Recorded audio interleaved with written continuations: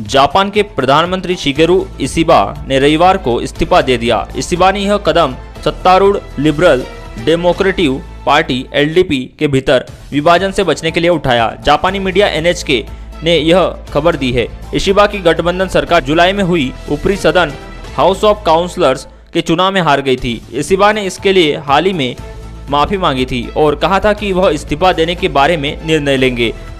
चुनावी हार के बाद एलडीपी के भीतर इशिबा को हटाओ आंदोलन तेज हो गया था। पार्टी के कुछ नेताओं और सांसदों ने उनके नेतृत्व पर सवाल उठाए, जिससे उनकी स्थिति कमजोर हो गई थी।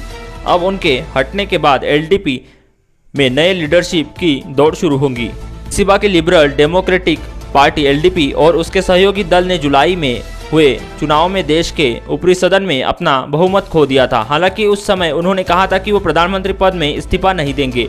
जापानी संसद के उच्च सदन में कुल 248 सीटें हैं। इशिबा के गठबंधन के पास पहले 75 सीटें थी। बहुमत बनाए रखने के लिए उन्हें इस चुनाव में कम से कम 50 नई सीटें की जरूरत थी, लेकिन उन्हें केवल 47 सीटें ही मिली। इनमें से एलडीपी को 39 सीटें मिली थी। यह हार पीएम इशिबा के लिए बहुत बड़ी राजनीतिक असफलता थी। इससे पहले अक्टूबर में निचले सदन का चुनाव हारने के बाद अब यह गठबंधन दोनों सदनों के अल्पमत में चला गया था। यह पहला मौका था जब गठबंधन में दोनों सदनों में बहुमत खो दिया। एलडीपी की स्थापना 1955 में हुई थी।